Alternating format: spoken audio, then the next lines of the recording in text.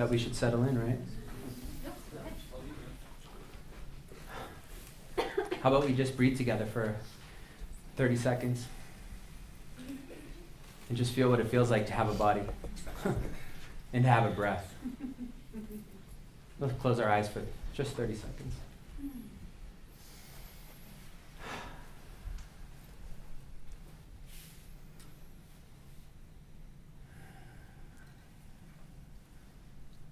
Nowhere else to go, nowhere else to be. You've arrived.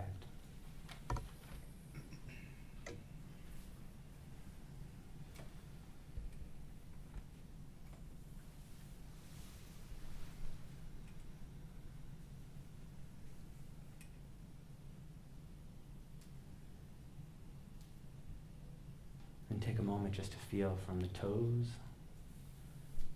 all the way up your body. Just do a nice little body scan.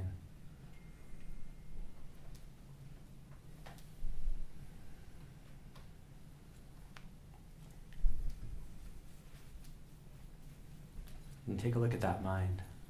Pretend your mind's in your brain right now, in your physical brain, and just see what that feels like right now. Not trying to change anything.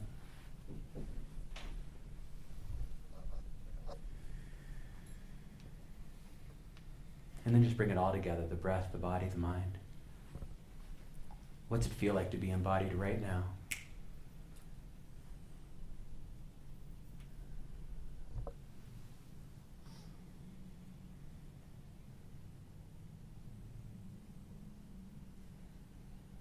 And as you open your eyes, don't rush back into the thinking and the movement. Just gently come back and enjoy just seeing. And enjoy just hearing and hearing.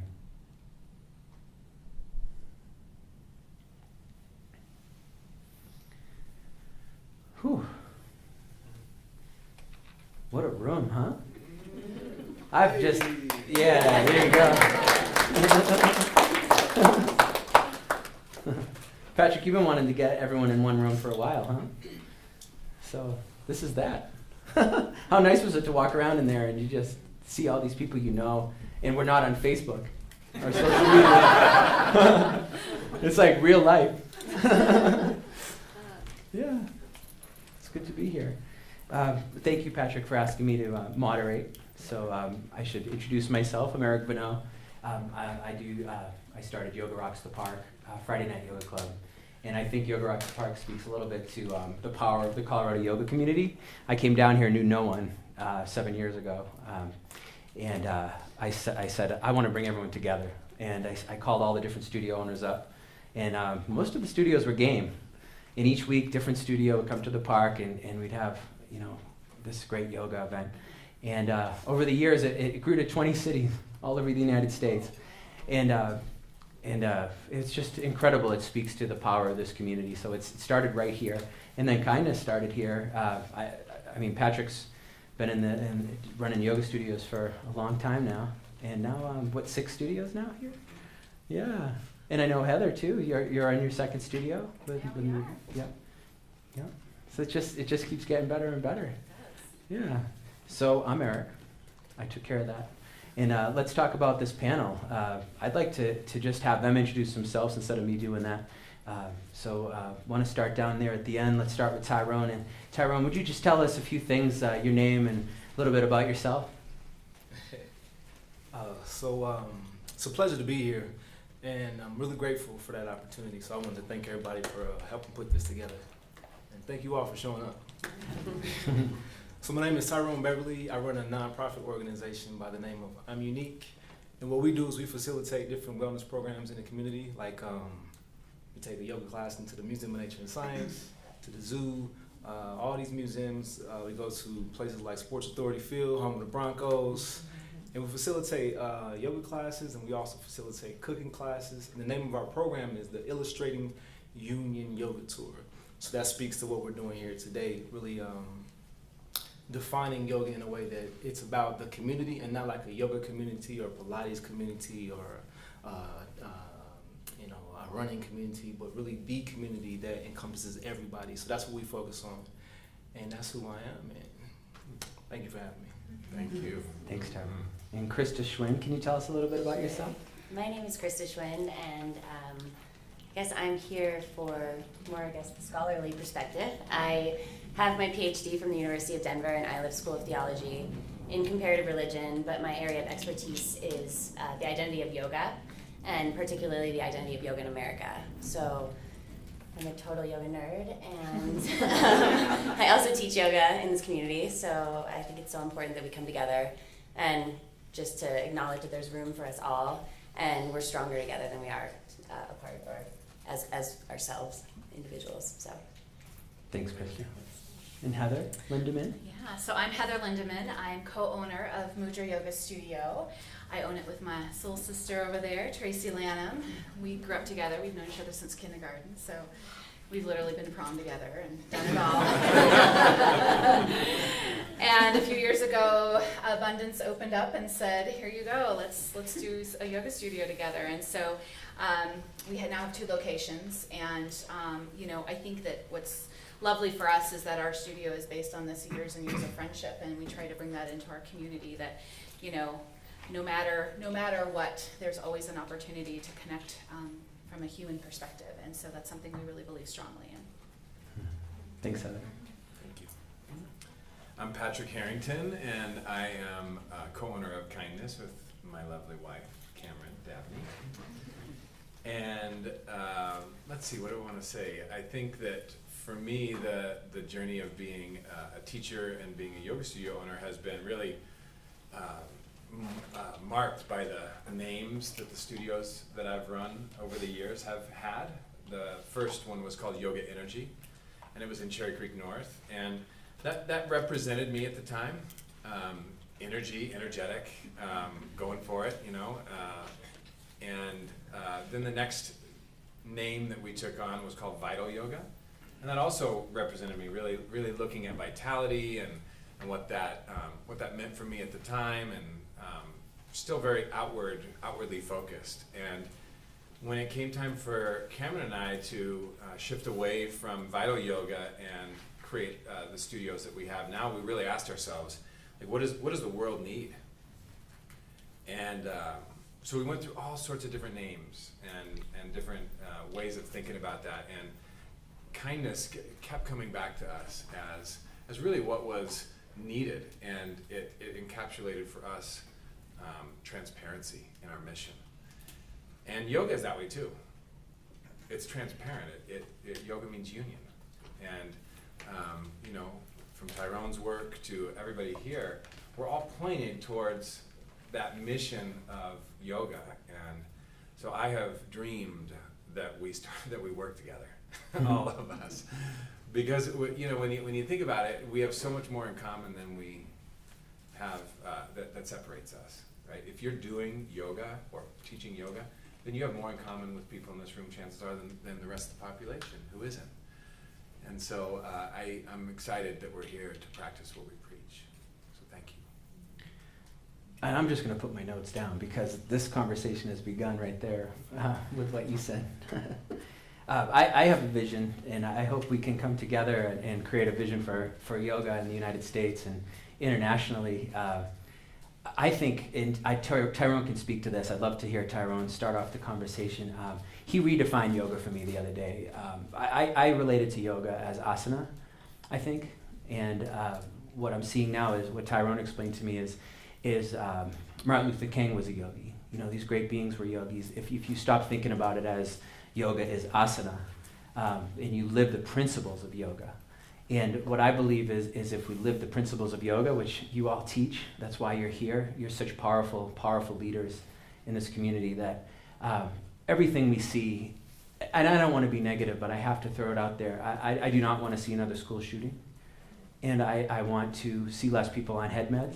I want to see less anxiety in our culture and less stress.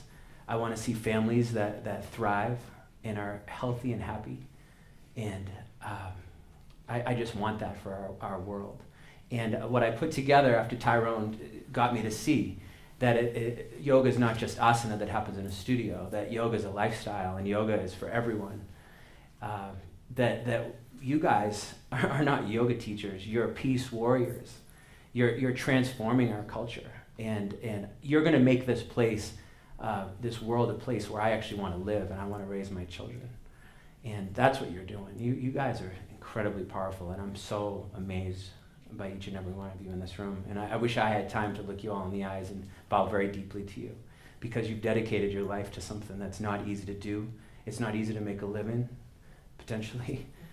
And you guys care, and you give, and you give, and you give. And you guys have affected my life deeply.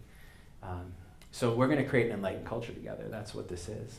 And it's already happening. And we're going to become an incredibly, incredibly peaceful country. And then it's just going to continue to expand out. So I wanted to just start off with Tyrone. And Tyrone, can you define yoga for us, and what it really is, and who it's for, and what it can do? So you just said everything I was going to say.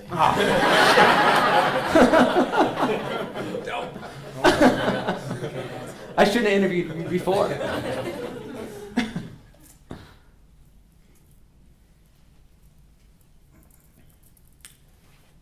Since birth, for many of us, for all of us, we've been developing our identity. From the school we went to, from the neighborhood we were born in, to the color of our skin, to the language we speak. And in the society we live in, it creates division. And we have a limited identity. And anytime you have a limited identity, you build walls against everything that is not that.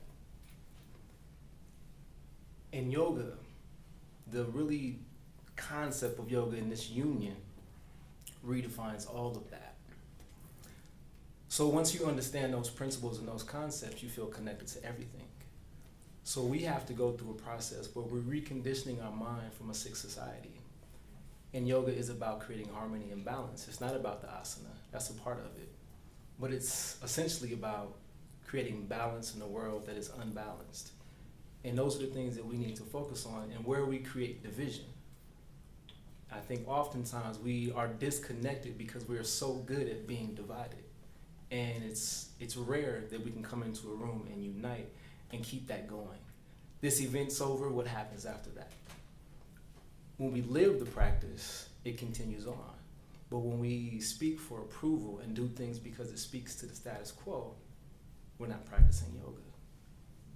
So for me, yoga is about creating harmony, creating balance, creating a world that is for all people and not just one. And I think we're doing that tonight, and it's an honor to be here with you all. So that's what it is for me. Thank you. Krista, can you get all nerdy with us? I was like, how do you follow that? No, I want to hear some stats. And that's Krista. Let's get out of business. Iowa School of Theology. I mean, you've written papers about this, right? Yeah, definitely. Lots of papers. No, lots of research. For real though, I do want to hear the Yoga Journal study just came out, 2016. Can you tell us the impact that yoga is making, and how big yoga is now in the United States? Yeah, since about 2008, yoga in America has grown 50%. So that's huge. And there's still so much growth to happen. There's still, this could be the wrong number, but I think it's 176 million people that haven't done yoga. So it's 72% of our population. There's so much room for growth. And not only that, in this community, in this American yoga scene that we have created, there's so much diversity in the yoga practice, in the yoga understanding, in the defining of yoga, that creates a space and a place for all sorts of different people to find homes and to be able to practice.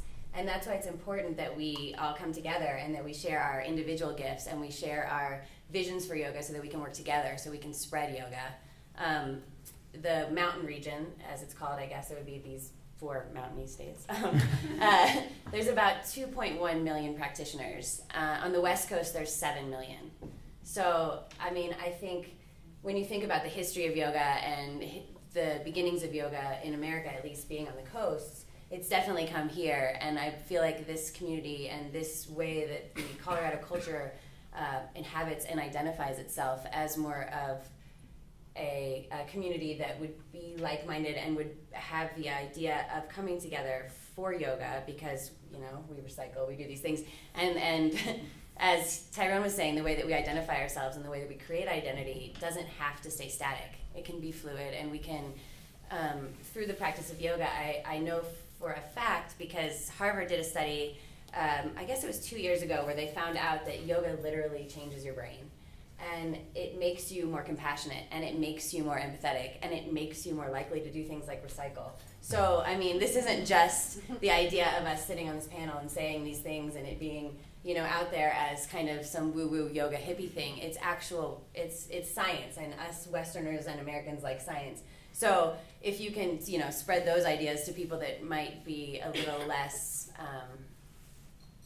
likely to try yoga, if you can make it work for them and for their mindset, I think we all have different ways of helping to communicate those goals, and I think that there's enough for all of us to continue to be our individual brands and our individual yogis, and then also to create a community where we can come together. My undergraduate degree is also in advertising and marketing, so I really like to study that kind of side of yoga as well, and looking at the identity of brand culture and stuff. So I think that'd be another place for us where we could all kind of come together and talk about that. But right now I'm going to pass the mic. Well, the theme of tonight is a rising tide lifts all boats, right? Right. So did you say 2.1 million in Colorado? Mm-hmm. Or in the mountain region, yeah. Mountain region. So there's two ways to run a business, right? Or a way to think about business, I think, is one is there's not enough, and I need to keep my students for my studio, and it's competitive, and there's not enough. And then there's another way to run your business, and that is with abundance. And I was hoping Heather could speak to this, or Patrick.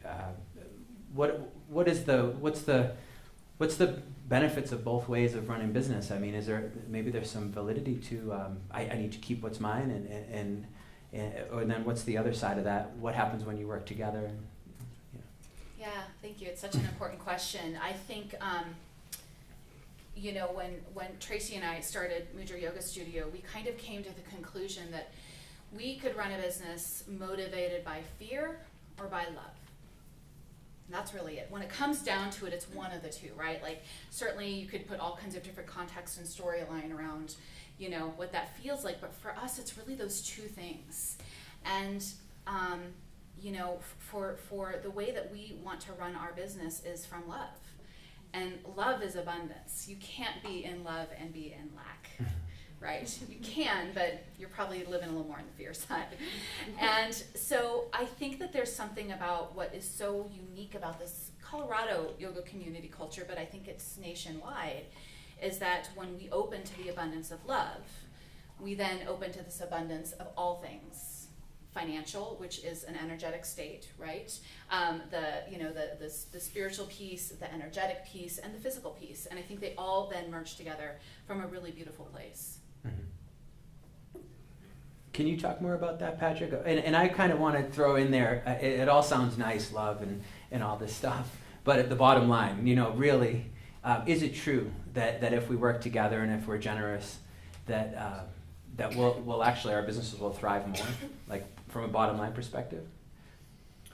Yeah, it's interesting. I mean, right now kindness is, I'm experiencing so much of the judgment that I've had about corporations and about bigger companies as they grow, and now we have 6 studios, and the decisions that are made with 6 locations versus the decisions that are made with when it was just me and it was 1 studio or 2 or 3 or 4 or 5, it changes at 6, it changes at 2, and so I think that I'm just really aware of when ideology comes up against the bottom line, and you know, the amount of money that it takes just to pay the bills, just to pay the teachers, to keep them on board, and so I think it's for me, what I'm noticing is in the arc of my own kind of development of it, is that purpose, you know, they say that is it Red Bull that gives you wings? I think purpose gives you wings. Speaking of purpose, Tina walked into the room at the perfect time. I think that purpose is what really makes a difference, and what I hear Heather speaking to is where are we going to run our business from? Love or fear? Okay, well that's a litmus test. And for us, so many of the policies as we're growing are, well, is it kind? And we're finding, wow, now kindness can actually be no. Kindness can be boundary. Kindness can be parameter. And before, kindness for me always looked like entertaining every single idea. And I spent a lot of energy entertaining a lot of different ideas over the years. And so it's been interesting to watch how, for me, getting it down to a single focus of kindness, and our mission is yoga. That's it. And I think that so as we all grow and as this industry grows, I think that clarity around get a litmus test for your mission and follow that, and it will ultimately lead you to what are the best choices for you. And sometimes that can feel harsh or different than you might have felt, or different decision that you might have made before really following your mission. Your mission, in other words, could be unpopular at some points, or unpopular with certain people. And thank you. And this is for everyone. I wanted to talk, there's so many great yoga teachers here today, and if you were talking to a new teacher, what's the importance of building their personal brand, or having their own, I've heard from a lot of you when I interviewed you before, that the biggest mistake new teachers make is trying to be everything to everyone. They want to help everyone, and they want to serve in so many ways. But can some of you speak to that? What's the and maybe Tyrone could speak to this. I mean, you've developed such an incredible community around you. Why is that important to have a focus, like to be really mission driven? So you can accomplish it, obviously. But so when I first got involved, people told me to have a target group, and I disagree with that. And I feel like we do have target groups, and just for me personally, it doesn't work. And I say that because I work with people who have been incarcerated. I work with ex-gang members. I work with people who are struggling with drug addiction, but I also work with multimillionaires. And people say you have to divide those groups, and I'm saying that creates more division, and that perpetuates the same problem that we said we want to eliminate. So we have to bring these people in a room to create a different kind of energy, to create a different society. So if we always create these barriers and these limitations, we're going to continue to design the world we say we don't want. So when we have these target audiences, sometimes we create a world that we say we're not interested in living in. So I did the total opposite. So Illustrating Union was going against all of that. No, you can come. You have some physical disabilities, or you have a record, or you have a lot of money and you don't feel comfortable in certain rooms. We can all share the same space. And that's one thing that we have to realize when we're doing this work, that we can't just look and pick and choose who should show up in that room. I've seen people get kicked out of yoga classes. They weren't accepted. I don't know if you all are familiar with the article that came out last year. It happened to me. How many people are familiar with that article? It happened to me. 3 people. Well, this was an article where a woman, she was a white woman, and she said there was a black fat girl who ruined her practice from showing up, and this black fat woman was thinking all of these negative thoughts about her, but that didn't happen. It happened in her mind. She was saying all of these things that she thought the girl next to her was thinking. She's jealous of me, she's envious of me, and she just ruined my practice. And that's the reality that we live in. So when we talk about love and acceptance, we have to acknowledge the reality in which we live. And sometimes we don't do a good job doing that. So it's really about, if we're talking about unity, we're talking about love. We have to love people who live on this planet, no matter where they are. So I don't have a target group. So if you're a human being and you're alive. That's actually a good target group. How many are there? 7 billion. So you're going to try to get them all into a football field. Right. Cool. But at the same time, you have to also, it has to be authentic. Like, that is your authentic voice, and it's beautiful and wonderful. But if you go out there and you're trying to be Tyrone and you're not Tyrone, it is not going to go well. Like, you have to also realize kind of, and not to target a certain group, but to understand who you are as a yoga teacher and what you bring to the world. So your gift or your voice or your whatever you want to call it. And once you experience that, I think then you resonate so much more deeply. And there's a lot of talk too about how we now live in an experience culture. So rather than, you know, selling goods or services, we now sell experiences, right? And we live in a commodified, in a capital, in a transnational, market-oriented imagery at you all the time, but that does not necessarily mean that you can't connect. And I think that that's what part of the problem is, and that's why we are all here today, because, yeah, making the joke, we just connect on social media. What we really need to do is connect and to share with each other what we have to offer so that we're stronger. Yeah. Yeah, and if I can chime in as well, I think that there is some benefit to defining your unique brand as a yoga teacher, and I agree. I think you can see demographic how you want to see demographic as. Maybe you are, you know, selecting an audience, or maybe you're going broader, like Tyrone. But this is what brands do brilliantly. So many brands out there in our world that we see, that we use every day and we consume every day, is they define who they are. And I think as a yoga teacher, that was a real aha for me, is when I finally said, okay, I can't be everything to everyone, and I'm going to be me, and I'm going to be the best authentic me that I can possibly be, and then let them come, right? And yeah, there may be some people that may take a class from me or may engage with me, and that may not be their authentic voice, and they go to, you know, somebody else's class, and that is their authentic voice. Fabulous, right? So I think it's really important, you know, if you are trying to get your feet underneath you as a newer yoga teacher, to define that brand. So how do you do that? Well, there are lots of different ways you can do it, but you've got to go in and you've got to find your own inner voice and find that thing that speaks to you. Some of the work I've done with Off the Mat, it's you sometimes have to find the thing that breaks your heart a little bit. What's the thing that makes you a little shaky, makes you a little bit scared, makes you a little bit maybe not want to look in the mirror at it? And maybe that's your thing, is to then speak to that as a purpose. So I think that there are some really unique ways you can go about that, and I think everybody does it a little differently, but I think that also is what helps define this more you know, divine path within yoga, is when we do find that authentic voice and we speak it from our own truth. Mm-hmm. Can I just add one thing? Sorry. And almost 75% of yogis in America have been practicing for less than 5 years. Mm-hmm. So knowing that too, and knowing how that affects the whole culture of yoga, and how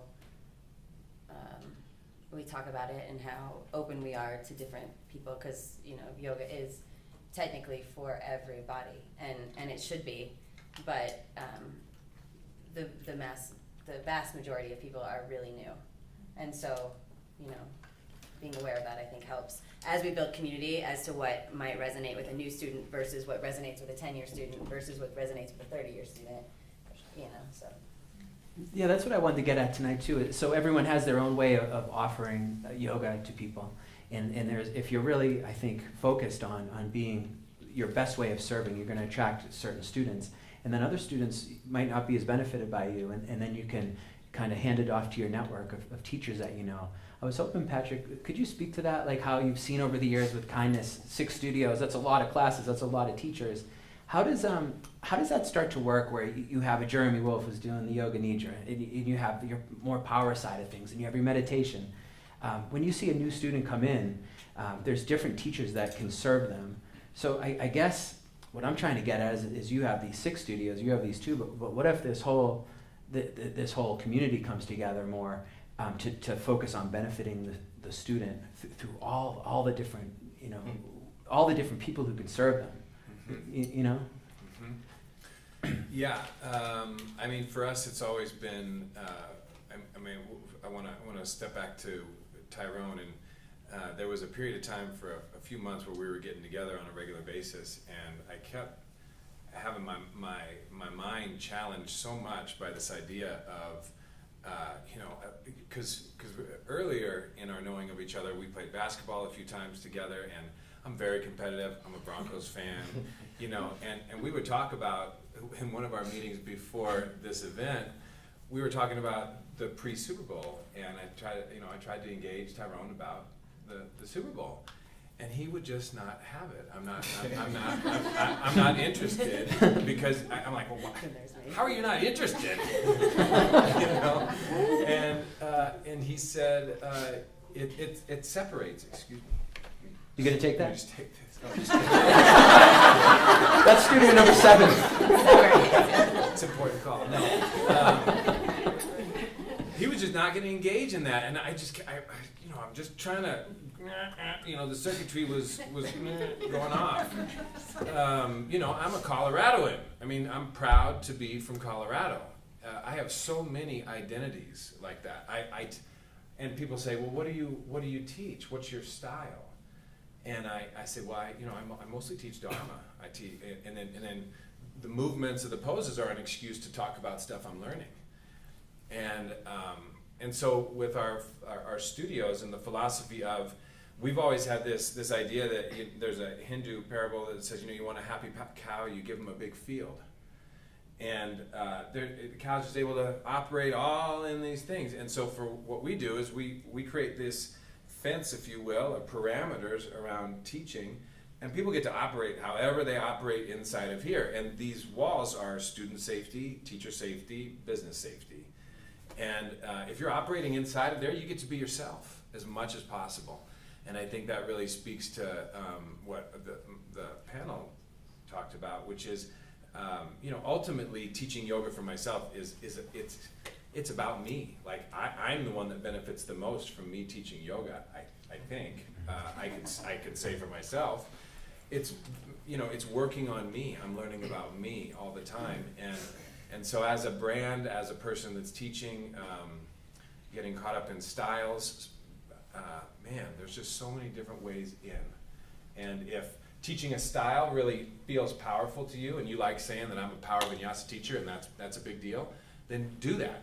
If it doesn't feel powerful to you, then own that. And I'm going to try and be Tyrone a little bit more, though. I can tell you that.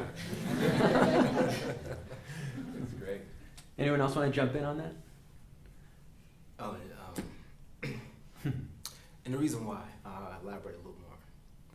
When we talk about targets, you have to have a focus. I think a focus is good. But the way I understand it, and this is just my interpretation, when you have a target and you have a certain demographic you focus on, how do you treat the person that doesn't fit that criteria? And that's what we need to realize. Like, we're treating people different. So when we say, oh, I have a favorite, car, I have a favorite this, I have a favorite that. So what happens when your favorite doesn't show up? How are you treating that? So when we have these targets, we're creating barriers, and we're saying, no, not for you, oh no, this isn't for you. This is for these people here. And subconsciously, we might not be aware of what's happening and the impact that has in society, because it doesn't just happen in the yoga studio. That happens in the world. And it happens in business, it happens in conversation, and you continuously build barriers and restricted areas for certain people when you have, oh, I only work with this group of people. And that's just my interpretation. I can be totally wrong, and everybody can disagree with that. But the way I see the world is the only way we can find harmony if we work together. And if we're not in harmony, that means we're in conflict. And if we're not acknowledging that, we're going to continue to create this atmosphere of uncomfortable experiences. That's why we have so much conflict in society.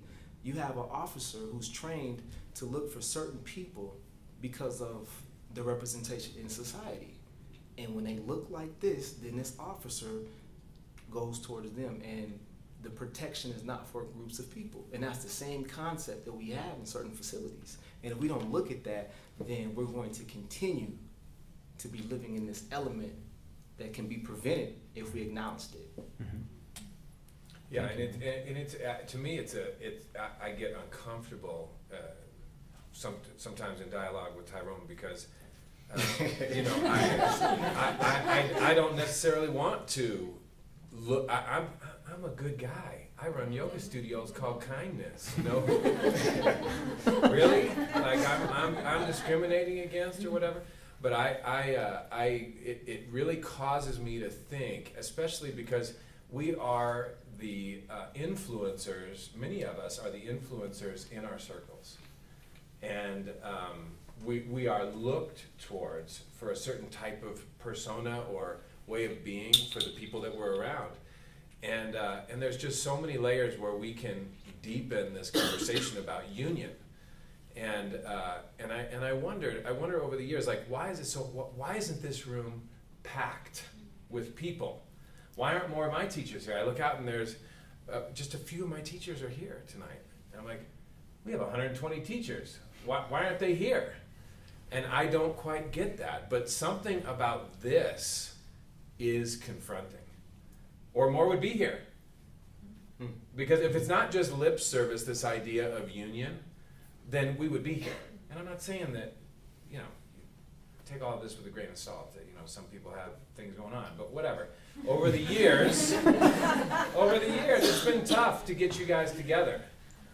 And it's like, imagine if we worked together. Just imagine what's possible. It's something so much bigger than what we're currently doing. And easier. That's the big thing. I'm all about easy. You can learn hard, and you can learn easy. And I think, you know, each of us trying to get different brands, trying to do different things over the years, I've just seen it, and it's a tough business. It's a tough way to make a living, potentially. And I would love to see this spark something. And that's what Marla and I have been working on over the last 3 years with the Yoga Open, and trying to get us together more powerfully. So, thank you. Well, how is yoga gonna cure the ills of our culture? That's what I wanted to get at tonight. And could you tell us, you know, the impact that we can make as a community, especially when I think we look at it like Tyrone's saying, and bring it out to everyone, to all people, you know, all shapes and sizes and races and economic backgrounds. And he teaches in Walmart too, right? Like everywhere. He's going to be teaching for the Trump campaign. They haven't asked us yet for a yoga teacher in the Trump campaign, but we're hoping during the breakout session. Yeah, so anyone hop in there. How's yoga? I wrote something recently called Yoga Saving America, and when I titled it that, I was like, that sounds a little over the top, but I really believe that. I really believe delivered in the right way. Yeah, so how are we going to do it? What's the vision for yoga in America? I think we need to complicate the conversation too, though. I think we need to complicate, like, what is yoga and what it means when you do have rooms like this where you have mostly certain bodies and certain demographics of people. And also, yoga doesn't come from the US. I mean, it has evolved and it has its own practice here. But I think if we are open to dialogue and open to confronting both what we're comfortable with in yoga and what we're not comfortable with, I think that you'll find a broader market for yogic understanding. Because as a scholar and as somebody that does all this academic-y stuff and sits on panels and sees people at the back of the room from like the Take Back Yoga movement or the Hindu American Foundation or these types of things where like they are not pleased that we don't recognize, you know, some of the history and some of the values and some of the different pieces of yoga that we are not comfortable with here in the US. So I think that yoga in America is going to be a more complicated conversation, and I think that it is our duty as teachers and leaders to help that path too. To make it, I think by making it more complicated, we make more union. Wow. Yeah, and I guess from my perspective, I really feel strongly that as a yoga teacher and as a yoga studio owner, my job is not to fix anybody. Because if I go there, boundaries get blurry. But my job is to hold space. And I think that's where sometimes these disconnects happen, like Tyrone was talking about, is that we lose that capacity to simply hold space for people. You know, I've had teachers say, if you haven't cried on your yoga mat, you haven't done yoga, right? Because, I mean, that's where transformation happens. But if you can't cry on your yoga mat and be safe in that space, the transformation gets lost. So I think that there's something about holding space for any context, right? For challenging dialogue, for someone who walks into your studio or walks into your class and you're like, oh God, are they really going to be able to, you know, handle this? And, you know, that's their experience. That's not my experience. And so I think that there's something important about that concept of holding space and not trying to be the fixer, because I think that gets into dangerous territory. Yeah, I mean, when I look out and see the environment that we're in right now, on all levels, a big part of what I think my job is to help people learn to die better, because I can get wrapped up in the enormity of the challenge of turning this human Earth ship around in a direction that feels better than it does right now. And so some part of where I feel like my role is, and what yoga's role is to help people to feel comfortable with the temporality of this situation, and to recognize that there is ways to transform and have a major shift that occurs.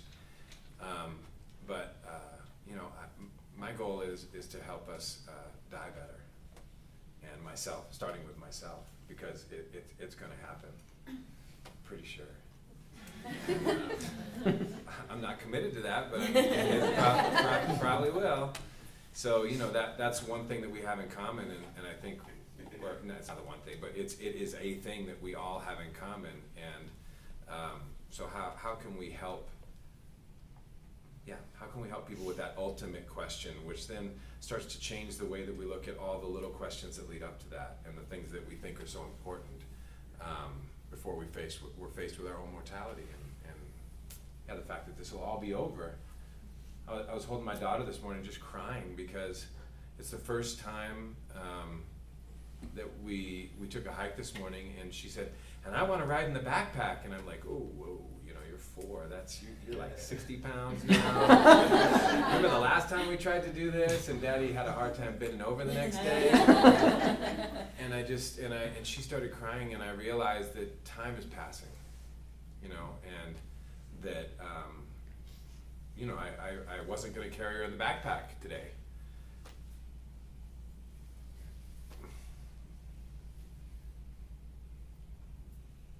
And to add on to that, thank you. Right there. Yeah. Thank you.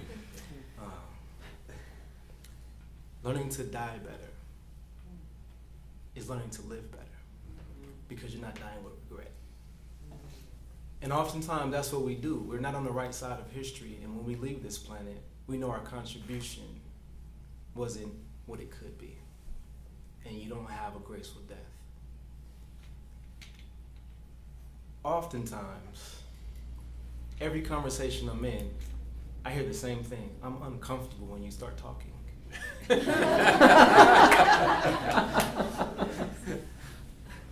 And I keep asking, like, why? And I don't know why. It's like we want change, we want to change the narrative, but why is it that you're uncomfortable? What does that say that's going on in our society? Every single conversation I'm in, everybody says this. So y'all can help me out with that. But it's just acknowledging the state in which we live. But like he said, learning how to die is learning how to live. When you have the action to better yourself, the reaction is a better society. And you have to understand that we are faced with illusions constantly. And we live outside of ourselves. And we're constantly looking for approval. And we're living in a world that is out of fear. And we all know fear, false evidence appearing real. And we live in that. But we have to realize that you guys see me right now? Yes? Yeah. So you see me with your eyes. Can you hear me right now? Yes. You hear me with your ears. And that's happening internally. It's not outside of you. So everything that you hear now, with your background, you're going to make sense of what I'm saying.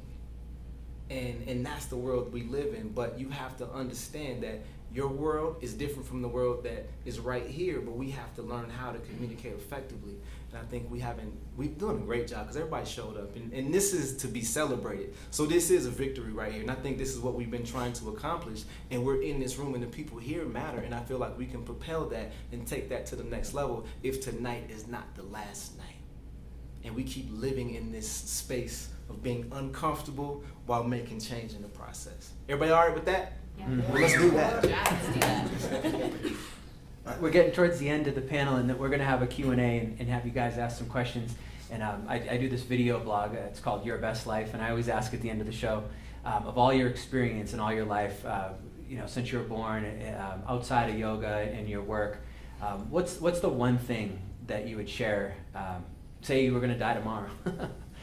What's the one thing you'd want to share with people to live their best life and to serve others more effectively? Because you guys are experts at serving others. So, what's that one piece of advice that you really want to give everyone? Yeah, I kept thinking, trying to think of something profound, but what keeps coming to my head is get enough sleep. That's a great one. Sleep enough. I think for me, it's receiving love. I think we give love, but can we actually let it in? And I think that's harder. Receiving love. Receive love. Yep. Yeah, like someone says something nice to you and you don't really hear it. Yeah, like I had someone say to me, like, let your dog lick you. Like let it let that love happen, right? Like and receive it, right? Instead of like That's different when I was 10, right? What? So there's something beautiful about, or that hug of a child. Like don't just yes, I'm hugging my kid. Like I'm hugging divine. And right? being hugged. And being hugged and letting the hug in. Mm. That was a longer answer. So. There you go. Oh, no, that's great. That's great. I guess mine would be okay with change. Because that's the only thing that's constant. So learn how to live in it, be present in it, my experiences. You said a great thing to happen as well. My fiance, she was a wonderful thing that happened to me. Love her to death. So yeah. That's Good job. Good answer. I think the best thing we can do since we're alive is live. Keep it simple. Like you have to be alive to experience the experience of life. So live, and whatever that means to you, and express yourself at any given moment. That's how you measure freedom, by your ability to express yourself at any given moment. So do that. Thanks, Tyrone. Cool. So let's do some questions. We have this mic here, and I ask you to use it because we are recording this, and we're going to share it with everyone who couldn't make it tonight, and make it available. So who wants to start with the first question? All right. Thanks. I think it's Krista. I have so many questions, and we need to talk Iowa, by the way. But you were talking about maybe needing to make the conversation more complicated, and coming from kind of the advertising and marketing branding background, which is also kind of where I am. And I'm thinking about if one of the goals here is to maybe spread awareness and also get more people aware and practicing, given how people these days seem to be very focused on needing to digest quick and simple messages, how do you see complicating the conversation actually helping some of these goals? Yeah, that's hard because it is. We do live in this very fragmented, we want information, we want it fast, we want to be able to Google it, and we want it to answer our questions. And I think that's a problem. And I understand that, a brand and a vision statement and making everything easy might make you more popular.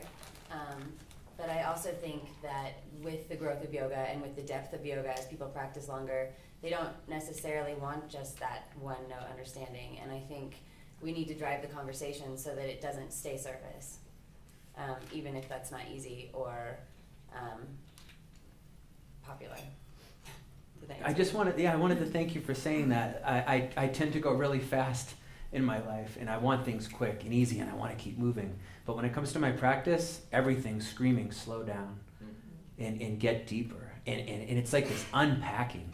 This is what, a 6,000-year-old tradition we're talking here, and you probably know a lot more than me about the tradition, but there is some unpacking to be done here. Yeah, it's big.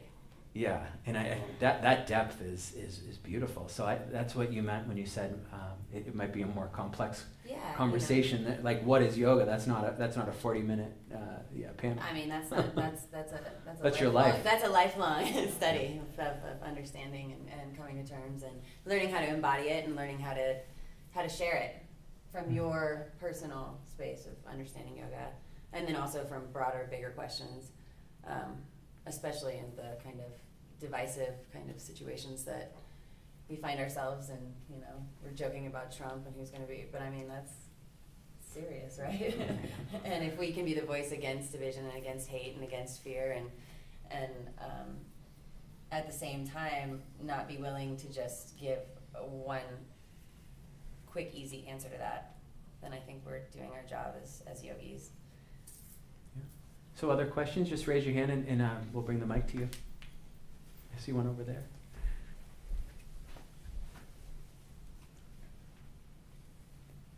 So what do we do about it?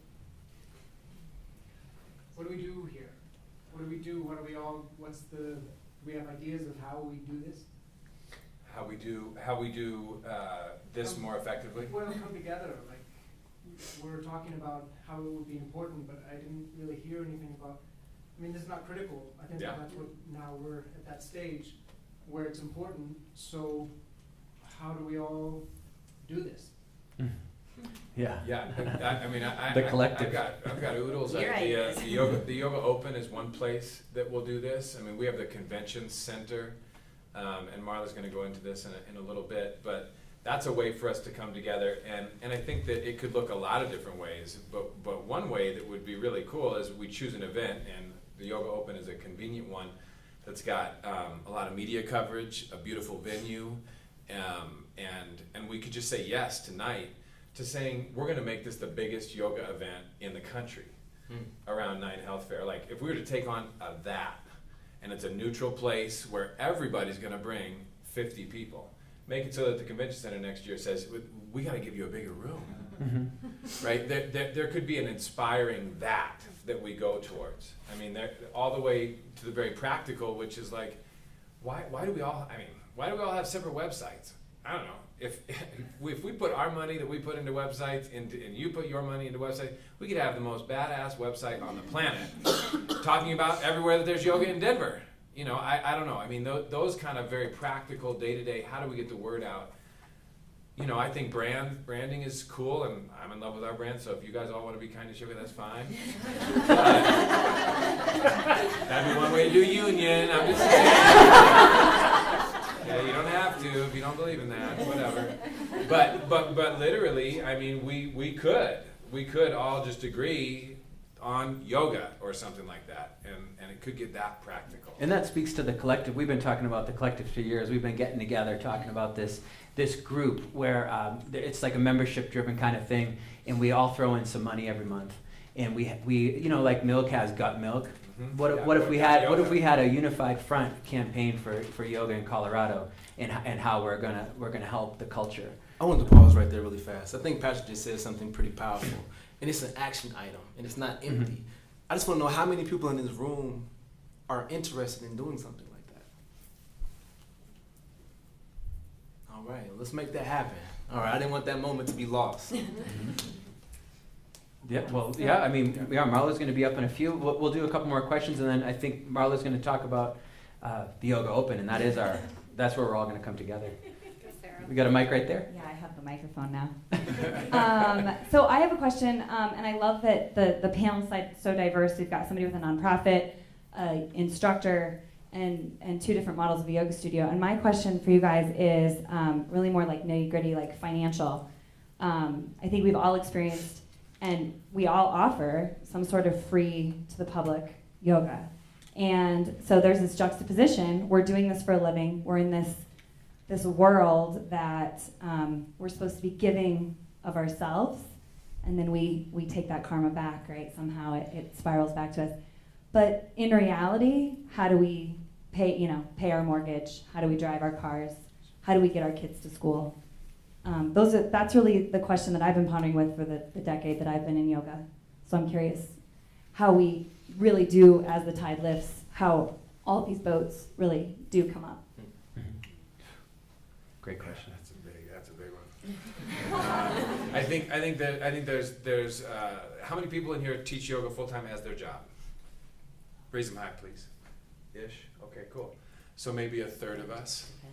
And over the years of seeing instructors, I would say that number is like 10% of the instructors that I've seen in my life that really take that on as their mission, and about 90% of them don't. or they say that they do, and they work about 15 hours a week, and they're wondering why they aren't making enough money. And people that take this on as a position know that it is a 50, 60 hour out of love, out of survival, out of my kids gotta eat, or whatever your story is, job.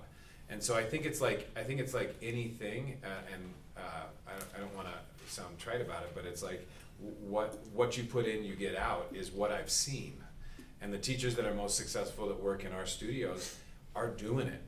They're doing it for real, you know, and they're taking it on and making it their world. And so it's not, and you're in it a decade. I can tell you that Cameron and I, at 10 years in, we're still making $30,000 to $50,000 a year, and that's only a shift to $50,000 to $70,000 a year now. And so people think we're getting rich from doing this, but everything goes back into the studios to grow. And so it has become something that sustains us over the years. But you know, I'm 14. We're in 15 years now doing this, and it is full. It's Saturdays and Sundays and 5 days a week. So that's how I do it, and meditate, vision it, see it, you know, every day. Feel what it's like to be sustained by this practice. And I believe if you do that, you know, all energy will conspire to make that so. And but if your mission is to make a lot of money, then I think you might be disappointed. I really do. Like if you want to have the real big house and a real big mortgage, teaching yoga, that might not be, those might not be congruent, right? But if the yogic lifestyle actually points to austerity in some form or fashion, and drawing in a bit from a lot of what the world would ask you to earn towards. So yeah, that's my take. I feel pretty strongly about this. I'm actually really happy you asked it. So I'm going to say it. I feel like yoga should not be free. And I think there are moments in time where, yes, there's a nice time for a save opportunity. And yes, there are times where we may have a marketing, you know, moment where we're creating some sort of, you know, buzz, or we should, you know, yes, there's all of that. So I'm not speaking in ultimatums, but I think there is an energetic exchange in money. And I think oftentimes as yogis, we get afraid of that. Oh, I shouldn't ask for money. There's an energetic exchange in that. And I think that, you know, we moved our model away from the first class free because that is not sustainable as a business. So now I think there are a lot of opportunities to create places where you might offer a free class, where you might do a donation class. I think that's brilliant and lovely, and yes. But I feel pretty strongly that as a community, I'd love for us to start pulling away from a lot of that like free stuff, free yoga, because in my mind, it devalues what we're doing. And as teachers, we spend thousands of dollars on our own training. And in fact, Sarah and I were talking just before this panel that like my training is forever. Like I've done my 200 and my 500, and now I've done off the mat, and I've done, right? So I'm spending thousands of dollars in my own training. So there should be something coming back financially in that, in an energetic exchange. So again, that might be controversial, but that's how I feel. Yeah. Yeah, and I just read Wealth Warrior. That was a book you recommended to me, and it said the amount in your bank account is reflective of how well you've served and how fully you've served. Mm-hmm. That if you continue to serve fully, that bank account will reflect that. So I think there's no problem with making money, because it's just like you said, energetic currency of how well you're serving. But and also I want to broaden it too in my own practice, because maybe it's not going to come back to me in money. You need money to live, of course. But if you're always serving, I mean, it just feels like you go to some other place, traveling, and people just take you in. You know, like energetically, when you serve, everyone wants to serve you. So if you look at it that way, and just not just dollars and cents, the more I've done this practice, the more I felt loved and taken care of by everyone around me. Absolutely. I mean, that's part of it too, right? And you got to pay the mortgage. I get that. There are opportunities to absolutely give back. Yeah, I mean, I think those of us in this room are, holistic believers in that. But I do think that there's something, and I think it's a little bit of a culture we've created nationally that's like the free culture,